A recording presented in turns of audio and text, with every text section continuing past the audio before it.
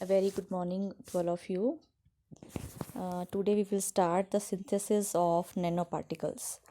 Nanoparticles हमने start किया था, तो आज हम उनकी सिंथेसिस पढ़ेंगे कि किस तरह से हम नैनो पार्टिकल्स फॉर्म कर सकते हैं। तो जैसे कि इससे पहले मैंने डिस्कस किया था डिफरेंट फील्ड्स में नैनो पार्टिकल का रोल। तो जो आपके नैनो पार्टिकल्स हैं वो दे can be in the form of colloidal particles, they can be metal, they can be any semiconductor solids, और कई सारे यूज़ में आपने दे कैन बी पॉलीमर, ठीक है, दे can be in the form of emulsion. तो अलग डिफरेंट डिफरेंट वेज में हम आपके नैनो पार्टिकल्स का यूज़ करते हैं इन डिफरेंट फील्ड्स। तो उन डिफरेंट फील्ड्स में जो यूज़ होने वाले नैनो पार्टिकल्स हैं उनको हम सिंथेसाइज कैसे करेंगे, उनको कैसे हम सिंथेसाइज करके यूटिलाइज में ला सकते हैं। तो जैसे कि इंट्रोडक्शन में मैंने आपको बताया था कि आपके जो नैनो पार्टिकल्स हैं they are very much small and their size lie in between 1 to 100 nanometre. ठीक है, मीन्स टू से कि हमें चीज़ वही है। सपोज़ आपको गोल्ड के नैनो पार्टिकल्स फॉर्म करने हैं, तो है तो वो गोल्ड है, but the particle size will be very much small which can be lie in between 1 to 100 nanometre. तो इसलिए उन पर्पस से जो हम इनको यूज़ करेंगे, दे कैन बी मेटल और they can be in liquid form और they can be in colloidal form. तो डिफरेंट डिफरेंट वे से जो इनकी सिंथेसिस है वो हम करेंगे। So first one is your synthesis of colloids. तो कोलाइड्स मतलब कि जो स्मॉल नैनो पार्टिकल्स हैं वो हम किस तरह से फॉर्म करेंगे। तो they are obtained from the colloidal particles in the solution. जैसे कोलाइडल सोल्यूशन आपको पता ही है, कोलाइडल सोल्यूशन में आपके जो पार्टिकल सोल्यूशन होता है वो ट्रू सोल्यूशन नहीं है, वो क्लियर सोल्यूशन नहीं होता है, उसमें कुछ पार्टिकल सस्पेंडेड रहते हैं। तो इसी तरह से ही कोलाइडल पार्टिकल्स को उससे अलग करना, तो उन स्मॉलेस्ट पार्टिकल को अलग करके उनको यूटिलाइज़ करना, तो वो हम कैसे करेंगे। तो उनको हम फ़िल्टर करके उनको अलग सेपरेट करके सेपरेशन के लिए एक मेथड हम अडॉप्ट करेंगे, और देन उसके बाद उसको फ़िल्टर करेंगे, ड्राई करेंगे, एंड देन उसका हम पाउडर बनाएंगे।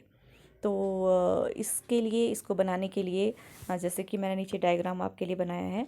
तो यहाँ पर जैसे कि आप देख सकते हो कि यहाँ पर हमने नीचे पहले हीटिंग प्लेट रखी है, और जैसे कि मैंने आपको बताया कि आपको कोलाइडल पार्टिकल्स को अलग करना है।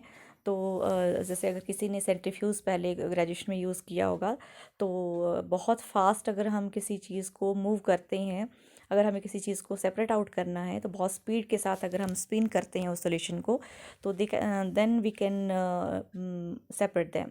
तो यहाँ पर हमने हीटिंग भी करनी है और साथ में स्टर भी करना है, उसको बहुत फास्ट स्टर करना है, सो दैट कि आपके जो कोलाइडल पार्टिकल्स हैं वो उससे अलग हो जाएं। तो जैसे कि यहाँ पर स्टेरर विथ हीटिंग प्लेट है ये, ठीक है, ये मतलब कि उसको हिलाएगा भी, स्टर भी करेगा और साथ में हीट अप भी करेगा।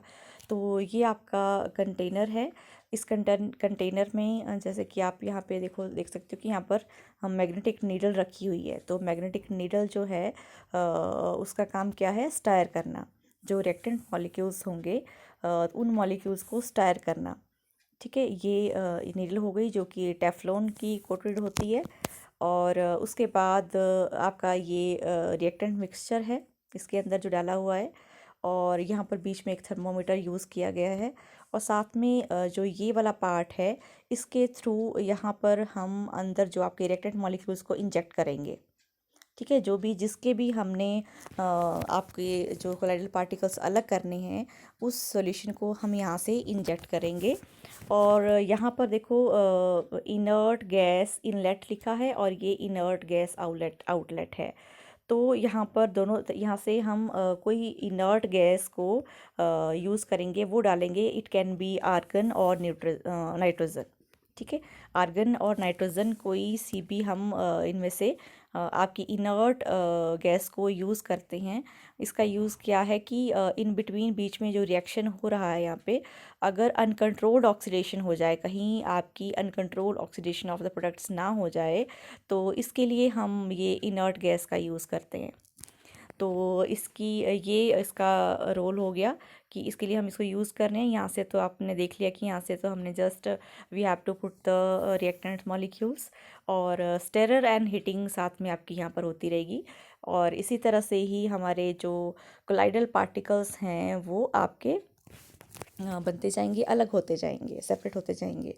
तो इसको अगर हम एक ग्राफ के, अगर इस पूरे प्रोसेस को अगर हम थ्योरेटिकली एक्सप्लेन करना चाहें कि किस तरह से ये कोलाइडल पार्टिकल फॉर्म होते हैं, तो it can be explain with the graph like just 1 minute, this graph. जैसे ऊपर लिखा है ग्रोथ ऑफ नैनो पार्टिकल। तो ऐसा नहीं है कि जैसे हम बात करते हैं, जैसे हमने फिजिकल केमिस्ट्री में पढ़ा है कि रिएक्टेंट मॉलिक्यूल्स रिएक्ट करते हैं, देन ऐसा नहीं कि एकदम इंस्टेंट वो प्रोडक्ट फॉर्म करते हैं। आपको पता है कि स्लो प्रोसेस होता है आपका, विद डिक्रीजिंग कंसनट्रेशन आपके धीरे धीरे प्रोडक्ट बनते जाते हैं। तो सेम वैसे ही यहाँ पर नैनो पार्टिकल की ग्रोथ धीरे धीरे होगी, एकदम से ऐसा नहीं है कि एकदम से आपका नैनो पार्टिकल बन गया रिएक्टेंट से। पर यहाँ पर भी पहले धीरे धीरे जैसे उसकी कंसंट्रेशन इंक्रीज़ होती जाएगी, जैसे कि हम कहते हैं कि रिएक्टेंट मॉलिक्यूल्स आपस में रिएक्ट करेंगे, उनकी कंसंट्रेशन डिक्रीज़ होगी, then it will be converted into the product. तो प्रोडक्ट जो है वो धीरे धीरे आपकी कंसंट्रेशन जो है वो इंक्रीज़ करती जाती है विद द टाइम। ठीक है, with the time concentration reactant की डिक्रीज़ होती जाएगी and concentration of the product will be increases. तो यहाँ पर भी सेम वही है। तो जैसे कि यहाँ पर मैंने मेन आपकी लाइन लिखी है that and nucleation and growth of the particle can be understand with the help of LaMer diagram. LaMer diagram, इसको लेमर ने ये डायग्राम दिया था जिसमें कि उसने न्यूक्लिएशन एंड ग्रोथ, उस नैनो पार्टिकल की न्यूक्लिएशन एंड ग्रोथ को उसने एकदम से एक्सप्लेन किया है कि किस तरह से वो करता है। न्यूक्लिएशन का मतलब क्या हुआ? न्यूक्लिएशन मीन्स कि आपका जो न्यूक्लियाई, पहले सबसे पहले तो न्यूक्लियाई बनेगा, जो भी आपका नैनो पार्टिकल है, तो आपका जो क्रिएट होगा न्यूक्लियाई, देन उसके ऊपर आपकी ग्रोथ होनी है देन। ठीक है, सबसे पहले अगर न्यूक्लियाई एक बार बन गया तो उसके बाद उसके ऊपर उसकी सिर्फ ग्रोथ होनी बाकी होती है, लेयर्स आपकी फिल्म्स की लेयर्स बनती जाएंगी। तो इस तरह से ये वर्ड यूज़ किया गया है कि न्यूक्लिएशन एंड देन ग्रोथ। ठीक है, पहले न्यूक्लिएशन होगा, न्यूक्लियाई फॉर्म होगा, देन उसके ऊपर फिर ग्रोथ स्टार्ट होगी। तो यही एक्सप्लेन किया है विद द टाइम। तो ये देखो यहाँ पर एक्स एक्सिस में टाइम लिखा गया है कि विद द टाइम, धीरे धीरे आपको पता ही है कि सबसे पहले आपका न्यूक्लियाई फॉर्म होगा और उसके बाद फिर आगे, उसके बाद न्यूक्लियाई के बनने के बाद उसके ऊपर ग्रोथ होने लगेगी और फाइनली फिर एक टाइम आएगा जिस टाइम पे फाइनली आपकी जैसे ग्रोथ हो जाती है और इक्विलिब्रियम वहाँ पर अटेन करेगा। तो एक्स एक्सिस में हमारा टाइम हो गया और वाई एक्सिस में जैसे यहाँ पर सॉलिड की कंसंट्रेशन लिखी है अकॉर्डिंग टू जो भी हमने रिएक्टेंट मॉलिक्यूल्स की कंसंट्रेशन ली होगी। जैसे कि लास्ट डायग्राम में हमने देखा था कि सिरिंज के थ्रू हम इंजेक्ट कर रहे हैं आपके रिएक्टेंट मॉलिक्यूल्स को, तो उन रिएक्टेंट मॉलिक्यूल्स की ये कंसंट्रेशन शो कर रहा है वाई एक्सिस में, और एक्स एक्सिस में it will show the time. तो फिर यहाँ पर देखो आपके इस जैसे ये वेरी कर रहा है, यहाँ पे एक आपका CO लिखा है, यहाँ पे C is for the concentration, then CN है और उसके देन CS है। तो जो CO है इट डिनोट द ओस्ट-वाल राइपनिंग, जो मैं अभी आपको बताऊंगी। उसके बाद CN है, यहाँ पर मैंने लिखा भी है ये CN द न्यूक्लिएशन कंसंट्रेशन। ठीक है, जहाँ पर कि न्यूक्लियाई बनना स्टार्ट होगा, ये वो कंसंट्रेशन है विद द टाइम। और उसके बाद CS वो है जो कि जब ग्रोथ हो जाती है, वो कंसंट्रेशन है जबकि आपके नैनो पार्टिकल की ग्रोथ कंप्लीट हो जाती है। तो जो आपका ये वाला जो पोर्शन है बीच में CN के बीच में, यहाँ पर आप छोटे छोटे इस तरह से पार्टिकल बना सकते हो इसको। ठीक है, और जहाँ पर यहाँ पर जो हाँ मैंने ग्रोथ लिखा है, यहाँ पर आप एक पर्टिकुलर प्रॉपर जो एक सीक्वेंस रहेगा किसी भी आपका नैनो पार्टिकल का, जैसे कि 3 डायमेंशन वे में अगर हम उसको देखना चाहें तो वैसा आप इसको यहाँ पर बना सकते हो। और ये जो बीच का पोर्शन है जो मैंने इस तरह से बनाया है ये ग्राफ, और ये वाला जो बीच का पोर्शन है ये हमारा इस तरह से आप बना सकते हो, क्योंकि यहाँ पर हमारा न्यूक्लियाई फॉर्म हो रहा है। तो जो ओस्टवाल राइपनिंग है जो मैंने अभी बात करी, जो आपकी CO है, जहाँ पर की कंसंट्रेशन ऑफ, यहाँ पर O stands for the Ostwald ripening, ऐसी फॉर द कंसंट्रेशन। तो जैसे यहाँ पर लिखा हुआ है कि type of the completion process अकर। तो ओवरऑल राइपनिंग में क्या होगा कि साइज़ जैसे पहले आपका इतना सा ये बना, फिर देन उससे बड़ा बनेगा, फिर और बड़ा बनेगा, तो इसको बोला जाता है। पर ये है कि अगर साइज़ बड़ा हो गया तो आपको पता है कि वो फिर क्योंकि हमारा जो नैनो पार्टिकल का साइज़ है वो it should be in between 1 to 100 nanometre. तो अगर वो बड़ा हो गया तो हमें इससे बड़ा नहीं होने देना है उसको, ठीक है। तो इसको कम करने के लिए, प्रोटेक्ट करने के लिए कुछ स्टेबलाइज़र यूज़ किए जाते हैं जब ये प्रोसेस होता है।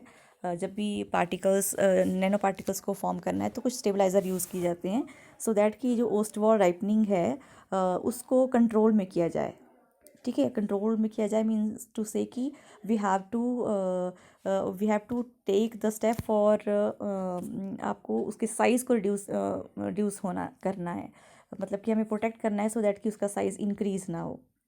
और ये है एग्रीगेशन, जो कि इस प्रोसेस को एक्सप्लेन कर रही है कि पहले इस तरह से इकट्ठा होना शुरू होगा, फिर उसका एक सीक्वेंस बनेगा और उसके बाद एक पैटर्न बनना उसके बाद शुरू हो जाएगा उस नैनो पार्टिकल का। तो ये एक तरह से एक ग्रोथ को एक्सप्रेस किया है इस ग्राफ से, कि यहाँ पर जो है वो उस वॉल राइपनिंग में जस्ट वो एक तरह से इस तरह से छोटे छोटे डॉट्स के टाइम में की तरह बनना शुरू होंगे। और CN जो लिखा है यहाँ पर आपके छोटे छोटे से, जहाँ पर कि न्यूक्लिएशन स्टार्ट होगी, ठीक है, न्यूक्लियाई यहाँ पर बनेगा। और देन मैंने कहा कि यहाँ पर जो ग्रोथ है CS है, जहाँ पर इक्विलिब्रियम एग्जिस्ट करेगा, यहाँ पर आपका growth of the nano particle will be formed. तो ये आपका फर्स्ट मेथड हो गया which is synthesis of the colloids. तो ये क्वेश्चन, इसमें बहुत सारे मेथड्स मैं आपको करवा रही हूँ, 5-6 मेथड्स मैं आपको करवा रही हूँ। तो अकॉर्डिंग टू क्वेश्चन मार्क्स आपने देख लेना है कि आपको कितने मार्क्स का क्वेश्चन आया है, तभी उसके अकॉर्डिंग आपने इसमें से, या फिर अगर कम मार्क्स का आता है तो आप 2 या 3 मेथड कर लो, अदरवाइज़ ज़्यादा मार्क्स के लिए आता है तो आप सारे मेथड्स कर सकते हो। तो एक तरह से मैं आपको, क्योंकि आपके सिलेबस में जस्ट केमिकल मेथड्स लिखा गया है, उसमें मेंशन नहीं किया गया है, तो आप इसमें से कोई भी मेथड को यूज़ कर सकते हो जो भी आपको सही लगता है, अगर उसमें कम मार्क्स के लिए आता है। अदरवाइज़ अगर ज़्यादा मार्क्स के लिए आता है तो आई थिंक आप सभी को करेंगे तो ज़्यादा मार्क्स आपके लिए आएंगे। तो ये फर्स्ट मेथड था आपका। Now we will start the second method which is the synthesis of metal nano particles by colloidal route. तो ये भी कोलाइडल रूट, फर्स्ट जो आपका मेथड था ये भी कोलाइडल रूट के थ्रू ही था, सेकंड भी आपका कोलाइडल रूट के थ्रू ही सिंथेसिस है। बट यहाँ पर जो नैनो पार्टिकल हम फॉर्म कर रहे हैं, they are metal nano particles, right. तो यहाँ पर हमें जैसे मेटल नैनो पार्टिकल के बहुत सारे एप्लीकेशंस मैंने आपको बताई थी उस दिन की, क्या रोल है आपका जो मेटल के फॉर्म में जो हम नैनो पार्टिकल्स यूज़ करते हैं, तो उन मेटल नैनो पार्टिकल्स को हम किस तरह से फॉर्म करेंगे, ये हम इस पे पढ़ेंगे। तो इसके लिए भी आपने अगेन, अगर सपोज़ आपको बाय नेम इन केस अगर इससे आ जाता है metal nano particle by colloidal route, तो आपने जो इससे फर्स्ट जो आपका, जो मैंने मेथड आपको बताया, तो इसमें जो हमने जो डायग्राम बनाया था, यही डायग्राम आपने दोबारा से इस सेकंड में भी बनाना है, क्योंकि ये भी आपका कोलाइडल रूट के थ्रू ही है इसका सिंथेसिस। तो अगेन आप यही डायग्राम सेकंड में भी बनाओगे। ये अलग बात है कि यहाँ पर हमें मेटल नैनो पार्टिकल्स फॉर्म करने हैं, तो मीन्स यहाँ पर सेम अरेंजमेंट तो यही रहेगा, सिर्फ हम यहाँ पर जो ये इंजेक्ट कर रहे हैं यहाँ पे रिएक्टेंट मॉलिक्यूल्स, वो अकॉर्डिंगली हम पुट करेंगे, जैसा भी आपको, जिसके भी आपको नैनो पार्टिकल्स फॉर्म करने हैं, राइट। तो यहाँ पर से मैंने कहा ये डायग्राम आपने बना लेना है। तो इसमें जैसे इसमें एग्जांपल आपको एक याद रख लेना है, क्योंकि प्रोसेस सेम है जो फर्स्ट का था, सेम लाइक इज सेकंड। तो मेटल नैनो पार्टिकल के लिए देखो यहाँ पर मैंने एग्जांपल लिया है कि highly stable gold particle can B obtained, ठीक है। अगर हमने गोल्ड के नैनो पार्टिकल्स को अगर हमें चाहिए, तो उसके लिए हम क्या करेंगे कि they are produced by the reduction करवाएंगे हम क्लोरोऑरिक एसिड, हमने रिडक्शन करवानी है chloroauric acid with tri sodium citrate के साथ, ठीक है। ये आपने यहाँ पर रिएक्शन लिख लेना है, ये मैंने यहाँ पर लिखा है आपके लिए, जिसमें कि आपका जो क्लोरोऑरिक एसिड है, इस क्लोरोऑरिक एसिड को ट्राई सोडियम सिट्रेट के साथ यहाँ पर रिएक्ट करवाया है, और देन यहाँ पर हमारे पास गोल्ड के नैनो पार्टिकल्स फॉर्म हो रहे हैं। तो इसके ड्यूरिंग आप बोलोगे ये तो सिंपल रिएक्शन ही है, तो पर ये है कि यहाँ पर मैंने कहा कि यहाँ पर हमें उस जो पार्टिकल हैं गोल्ड के, उनको हमने स्टेबलाइज़ करना है, उनके साइज़ को बड़े नहीं होने देना है, उसके लिए हम स्टेबलाइज़र यूज़ करेंगे। और ये आपका अगेन ग्रोथ का ये पैटर्न रहेगा।